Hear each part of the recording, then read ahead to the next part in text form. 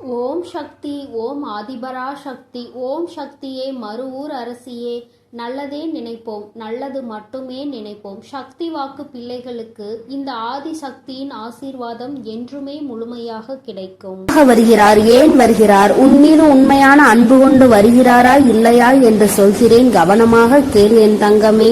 என் அன்பு பிள்ளையே, இன்று உன்னுடைய தாயானவள் உன் வாழ்க்கையை மீட்டெடுத்து உன் கைகளில் கொடுக்க வந்திருக்கின்றேன்.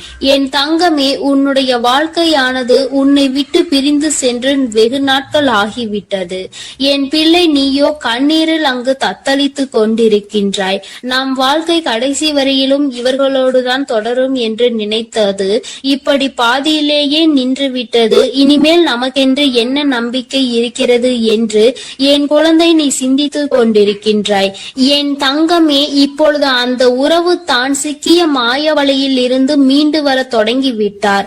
என் குழந்தையே, உன் வாழ்க்கையை மீட்டெடுத்து அங்கு உன் கைகளில் நான் ஒப்படைப்பதற்காக இப்பொழுது வந்திருக்கின்றேன். என் குழந்தைக்கு மனதிற்கு சந்தோஷத்தை கொடுக்க வேண்டும் என்றுதான் உன் அம்மா நானும் ஆசைப்பட்டு இப்பொழுது வந்திருக்கின்றேன். நான் சொல்கின்ற விஷயங்களை கேட்டுவிட்ட பிறகு இதை நீ எப்படி எடுத்துக்கொள்ள வேண்டும், என்ன முடிவு எடுக்க வேண்டும் என்று நீயே சிந்தித்து ஒரு முடிவினை எடுக்க வேண்டும். என் தங்கமே, யாரும் எந்த விஷயத்தையும் உனக்கு சொல்லி புரிய வைக்க வேண்டிய அவசியம் கிடையாது. இந்த வாழ்க்கை உனக்கு இத்தனை நாட்களும் கற்றுக் கொடுத்த பாடங்களில் இருந்து எத்தனையோ அனுபவங்களை தெரிந்து கொண்டு விட்டாய்.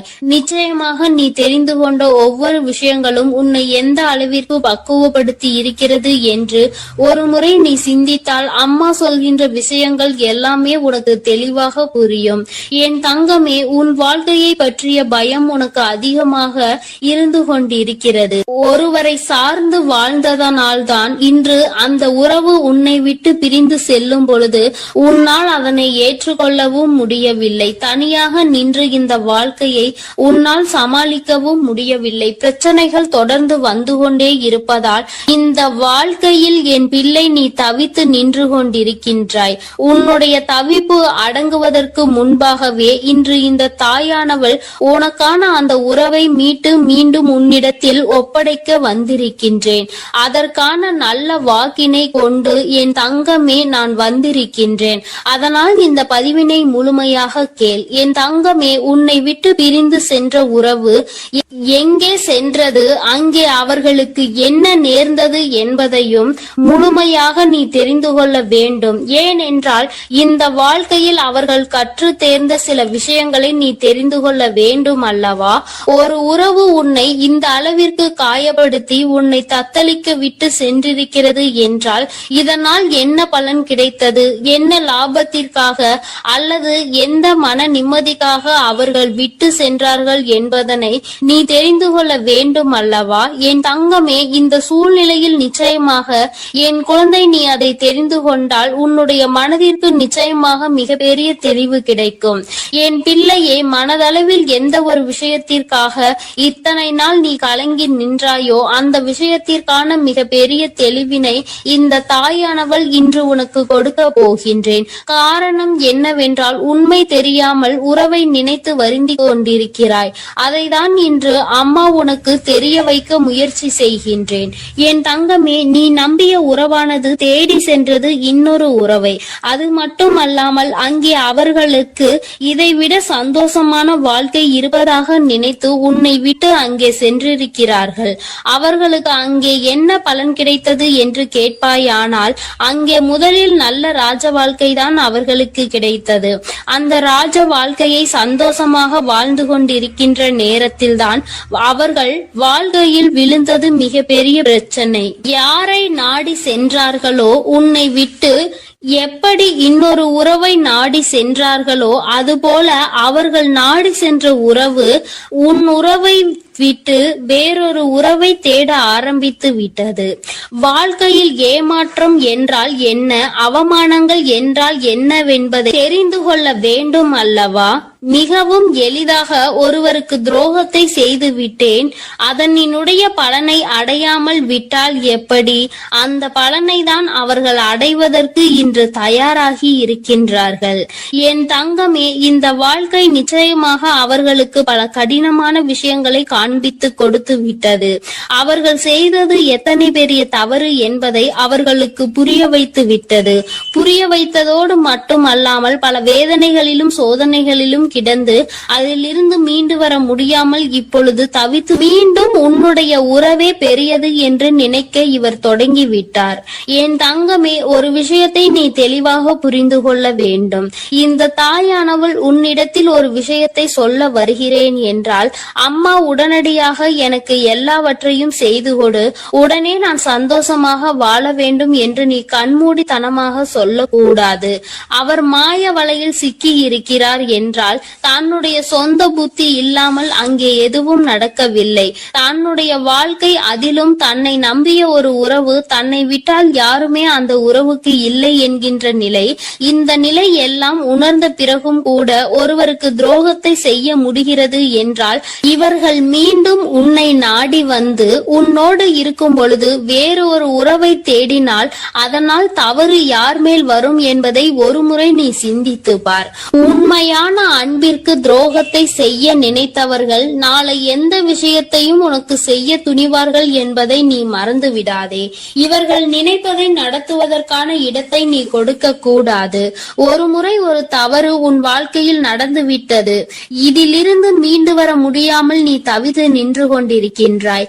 என் தங்கமே, அப்பேற்பட்ட சூழ்நிலையில் அதே உறவு மீண்டும் ஒன்றை சொன்னால் அதை நம்புவதற்கு நீ முட்டாளாக இருந்து விடாதே. மாய வலையில் இருந்து மீண்டும் பேசுவதற்கு அவர்களுக்கு சுயமாக வேறு காரணங்கள் வரத்தான் செய்யும். ஒருவர் வாழ்க்கையை கெடுத்து இன்னொருவருக்கு சந்தோஷத்தை கொடுக்க நினைக்கின்ற உறவுகள் தன்னுடைய சுயநலத்தை மட்டுமே முன்னெடுத்து வைக்கின்றார்கள். உறவுகள் ஒரு நாளும் வாழ்க்கையில் உனக்கு தேவை கிடையாது என்பதை முதலில் நீ புரிந்து கொள். என் தங்கமே, நீ ஒவ்வொரு நாளும் இதனால் அழுது அழுது எந்த அளவிற்கு என் தங்கமே இந்த தாயானவள் முன் நீ புலம்பிக் கொண்டிருந்தாய் என்பதை ஒரு நிமிடம் சிந்தித்து பார். எப்பொழுதுமே உனக்கு நல்லதை மட்டுமே எடுத்துச் சொல்வேன். என் குழந்தையின் வாழ்க்கைக்கு ஏற்ற விஷயமாக இருந்தால் அதை நான் உன்னை விட்டு ஒரு நாளும் விலக்கி வைத்திருக்க மாட்டேன். என் தங்கமே, எல்லாவற்றையும் தாண்டி உன்னை விட பெரிது என்று நினைத்து இன்னொன்றை தேடி சென்ற உறவு மீண்டும் உன்னிடம் திரும்பி வந்தாலும் என்றென்றைக்கும் நீ அதனை நாடி செல்லாதே. உண்மையான உன் மீது அன்பு கொண்ட உறவாக இருந்தால் அந்த உறவு ஒருபொழுதும் இன்னொருவரை தேடி செல்லாது. என் தங்கமே, இது பொய்யான உறவு என்பதை நீ புரிந்து கொள்ள வேண்டும். அதனால் என் பிள்ளையே, எதுவானாலும் சிந்தித்து முடிவெடு. மீண்டும் ஒரு ஏமாற்றத்தை ஒருவேளை கொடுத்தால் அதை உன்னால் தாங்கிக் கொள்ள முடியும் என்று நீ நம்பினால் மட்டுமே இந்த வாழ்க்கையை நீ தேர்ந்தெடுக்கலாம். இல்லை, எனக்கு வேண்டாம், என்னால் முடியாது என்று நீ சொல்வாயானால் நிச்சயமாக நீ தப்பித்துக் கொள்ள வேண்டும் என்றுதான் அம்மா சொல்கின்றேன். என் குழந்தையே, வாழ்க்கையில் உண்மையான அன்பினை கொடுக்க எத்தனையோ பேர் இருக்கிறார்கள். பொய்யான அன்பிற்காக உன்னுடைய வாழ்க்கையை நீ தொலைத்துவிடக் கூடாது என்றுதான் அம்மா சொல்கின்றேன்.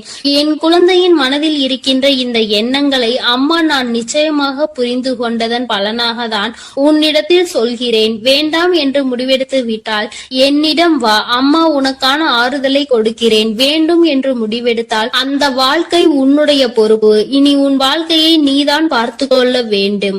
அதில் மட்டும் நீ கவனமாக இருந்து விட்டால் போதும். அம்மா உன்னை எப்பொழுதுமே கைவிட மாட்டேன் என்பதை மட்டும் நீ தெளிவாக புரிந்து கொண்டால் போதும். என் அன்பு பிள்ளையே, உன்னை விட்டு சென்ற உறவு மீண்டும் உன்னை தேடி வருகிறது. அதற்கான காரணம் என்னவென்று முழுவதுமாக கேட்டு தெரிந்து கொண்டு அம்மா சொல்லும் முடிவை உடனே எடு. ஏனென்றால் என் அன்பு குழந்தை இப்பொழுது மிகவும் கோபத்தில் இருக்கிறது. தன்னுடைய செயல்கள் பிடிக்காமல் மனமுடைந்து போய் இருக்கிறது. உன்னை விட்டு சென்ற உறவு நிரந்தரமாக இல்லாமல் போகட்டும். இனி எனக்கு அவர்கள் வேண்டாம் என்று அவர்களை வெறுத்து என் அன்பு குழந்தையானது இப்பொழுது மனதை கல்லாக்கி கொண்டு உட்கார்ந்திருக்கிறது. ஆரம்ப கட்டத்தில் அந்த உறவின் மீது உயிராய் இருந்தாய். இப்பொழுது அவர்கள் செய்த சிறு தவறுக்காக அவர்கள் வாழ்க்கையிலே நிரந்தரமாக வேண்டாம். என்னுடைய விஷயங்கள் அனைத்தையும் அவர் தவறாக புரிந்து கொண்டார், தவறாக செயல்பட்டார், என் வாழ்க்கையில் துரோகத்தை விளைத்தார்கள். இனிமேல் அவர்களுக்கு என் வாழ்க்கையில் இடமே இல்லை என்று அந்த நபரை என் அன்பு குழந்தை வெறுத்து விட்டது. ஆனால் அந்த தவறு அவர்கள் செய்தார்கள், நானும் அதை ஒப்புக்கொள்கிறேன். ஆனால் என் அன்பு பிள்ளையே, நீ மனதுருகி அழுதாய் அல்லவா? அதனுடைய கர்மா இப்பொழுது அவர்களை வாட்டி வதைத்து கொண்டிருக்கிறது. அவர்கள் வாழ்க்கையில் நரக வேதனையை அனுபவித்தார்கள். ஏனென்றால் என் அன்பு குழந்தை உண்மையாக இருந்தது, அவர்களையே முழுமையாக நம்பி இருந்தது. ஆனால் அவர்கள் துரோகம் செய்து ஏமாற்றி விட்டார்கள். ஒரு உண்மையான உறவை அலட்சியம் செய்தது உண்மைதான் என் அன்பு குழந்தையே. ஆனால் அவர்கள் பட்ட துன்பம் இருக்கிறதே, அது நரக வேதனை. தினம் தினம் உனக்கு செய்த துரோகத்திற்காக கர்ம வினை அவர்கள் வாழ்க்கை முழுவதுமே நடந்து கொண்டிருக்கிறது. சில காலத்திலே நல்லது எது, கெட்டது எது, நல்ல உறவு எது, பொய்யான உறவு எது என்று உன் உறவானது புரிந்து கொண்டது. உன் தாயானவள் அதை தெரியப்படுத்தி விட்டேன். ஆனால் சில நேரங்களில் என் அன்பு குழந்தையை உறவை இழந்து விட்டோம். நம் வாழ்க்கையில் மறுமுறை அந்த உறவு கிடைக்காதா என்று சில நேரங்களில் நீ சிந்திக்கிறாய். ஆனால் சில நேரங்களில் எனக்கு துரோகம் செய்த உறவு மறுமுறை எனக்கு எப்படி துரோகம் செய்யாமல் இருக்கும், அதனுடைய குணத்தை எப்படி மாற்ற முடியும், அதனுடைய செயல்களையும் எண்ணத்தையும் எப்படி மாற்ற முடியும் என்று சந்தேகமும் ஏற்படுகிறது. அதனால் அவர்கள் நிரந்தரமாக நம் வாழ்க்கையில் வேண்டாம் என்று என்னுடைய தங்க பிள்ளையானது முடிவெடுத்திருக்கிறது. ஆனால் இந்த முடிவை நீ கொஞ்சம் மாற்றிக்கொள்ள வேண்டும். ஏனென்றால் தவறு செய்தவர்கள் நம்மை தேடி மன்னிப்பு கேட்க வரும் பொழுது அவர்களை மன்னிக்கலாம், தவறல்ல. என்ன ஒன்று என் அன்பு பிள்ளையே, மன்னிப்பு கேட்டார் போல கேட்டு உன் வாழ்க்கையில் சில கஷ்டத்தையும் கண்ணீரையும் ஏற்படுத்துவதற்கு சில நபர்கள் இருக்கிறார்கள். ஆனால் உன் உறவானது மறுமுறை தவறு செய்யாத அளவிற்கு தக்க பாடத்தை உன் அன்னை கொடுத்திருக்கிறேன்.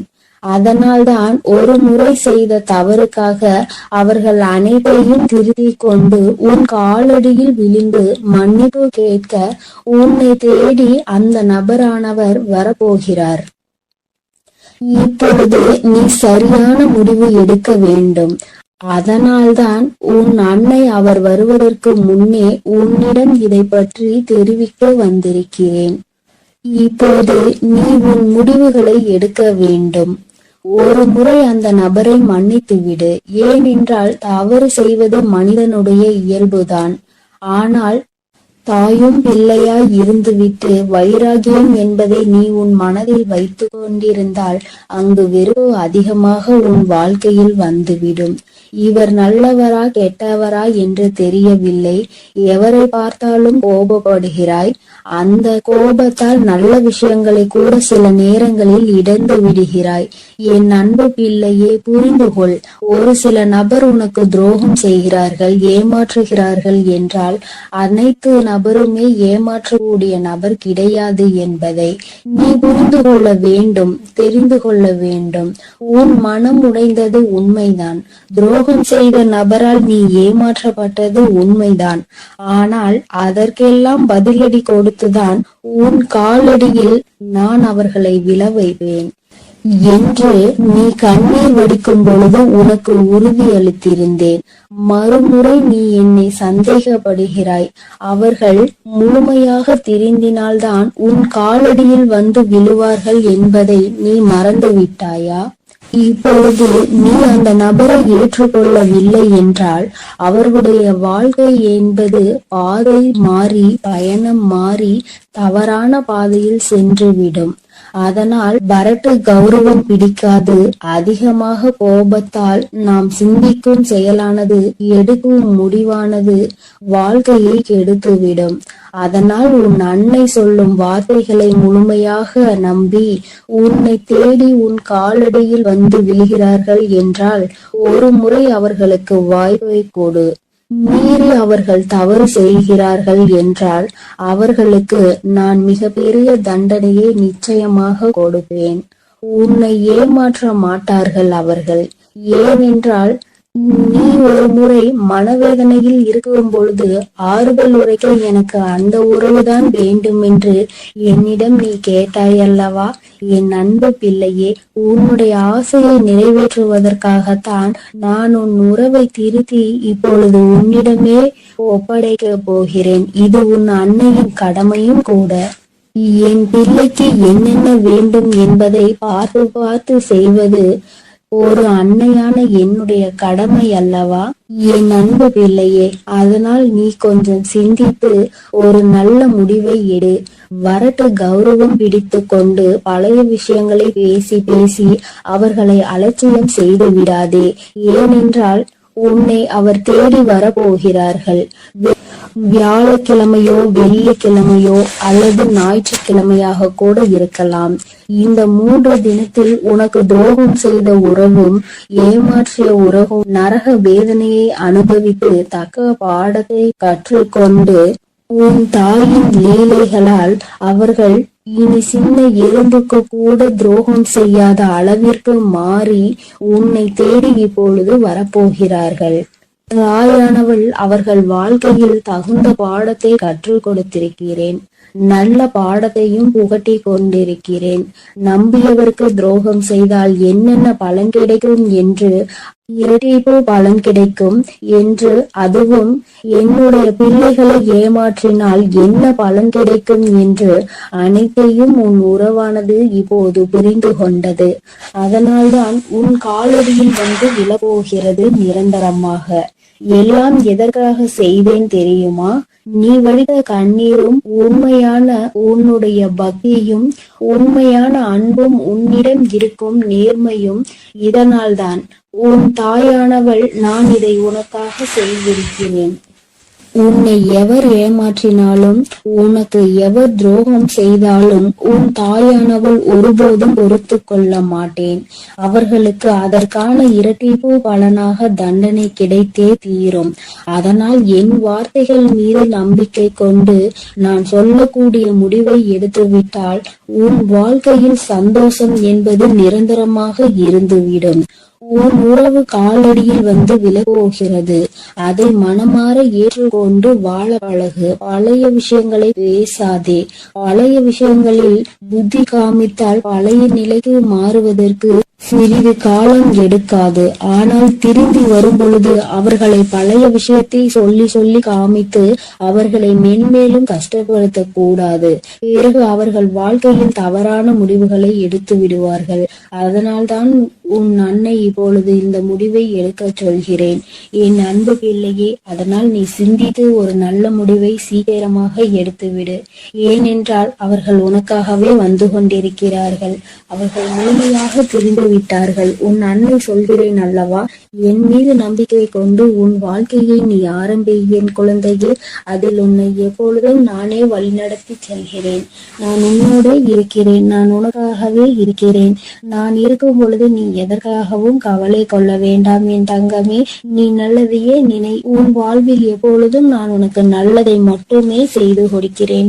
என் அன்பு பிள்ளையே, ஒரு முக்கியமான செய்தியை இன்று உன்னிடம் சொல்வதற்காக உன் வராகி அம்மா நான் வந்திருக்கிறேன்.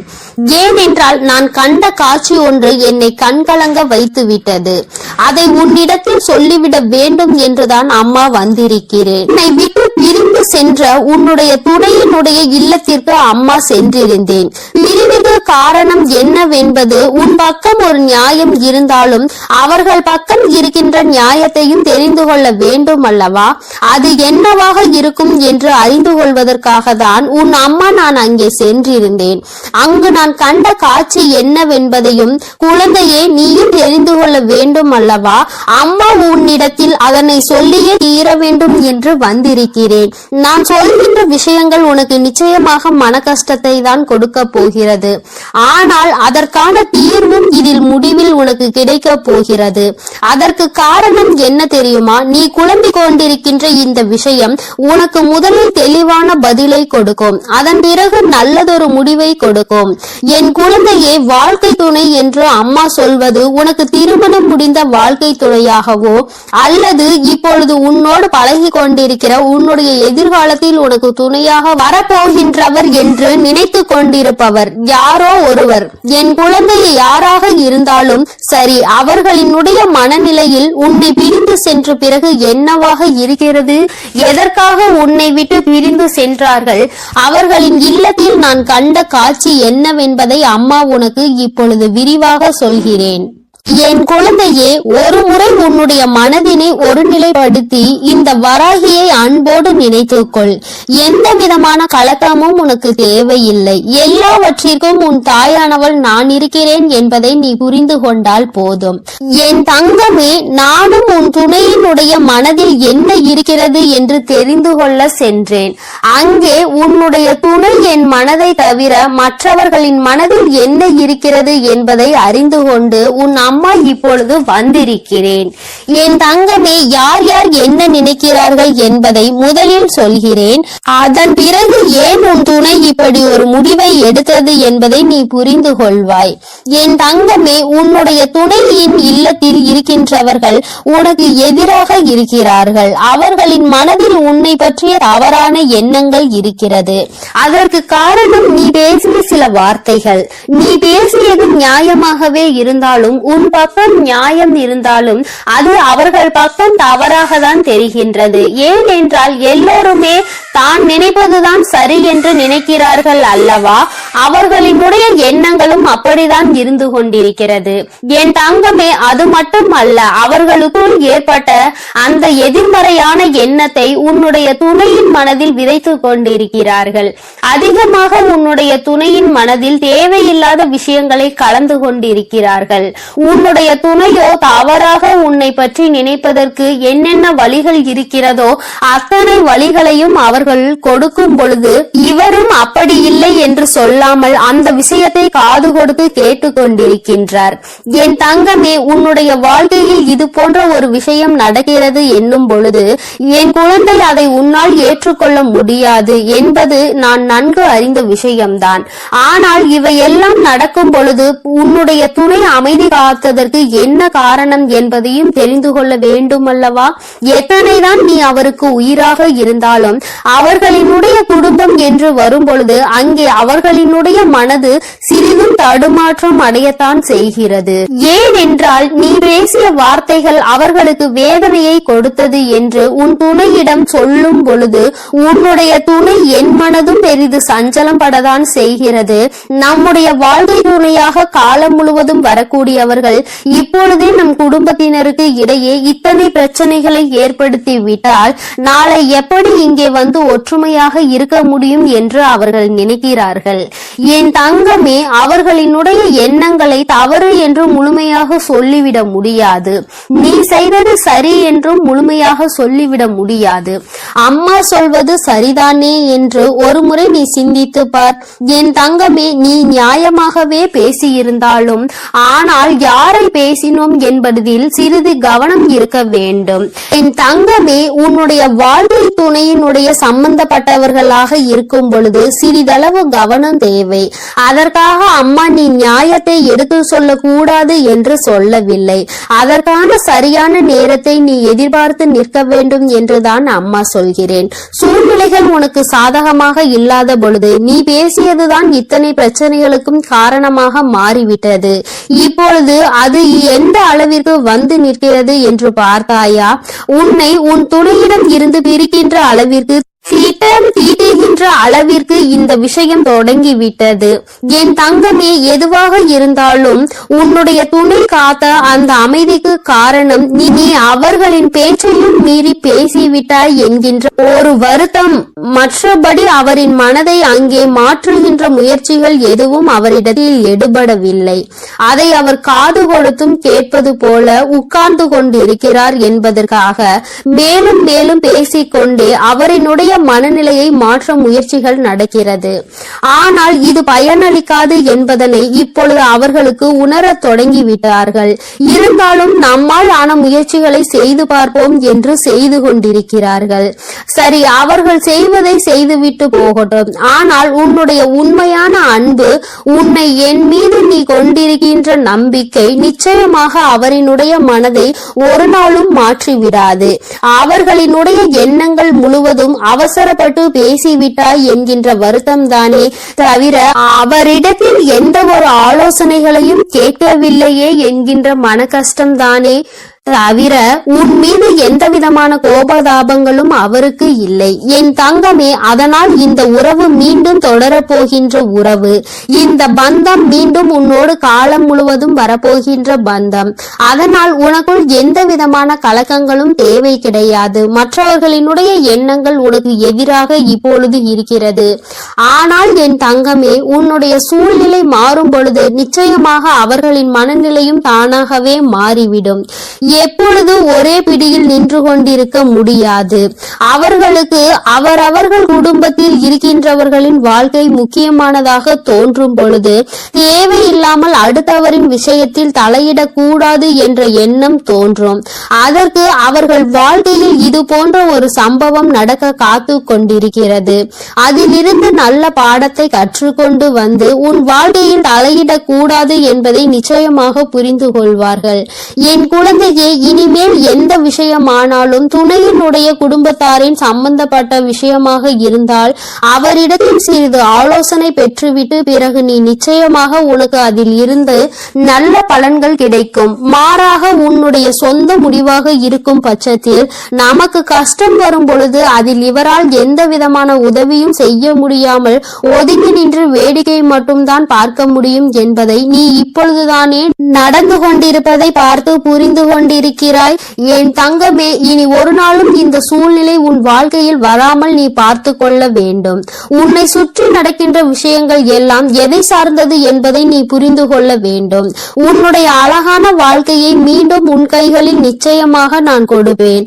மற்றவர்களின் மனநிலையை மாற்றி உன் கைகளில் அதை கொடுக்கின்ற நேரம் மறுபடியும் வரும்.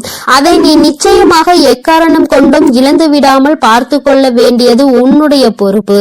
என் தங்கமே, இந்த வராகி அம்மாவினுடைய ஆசீர்வாதங்கள் உனக்கு எப்பொழுதும் இருந்து கொண்டுதான் இருக்கிறது. ஆனால் உன்னுடைய வாழ்க்கை உன் கையில் தான் இருக்கிறது என்பதை நீ மறந்து விடாதே.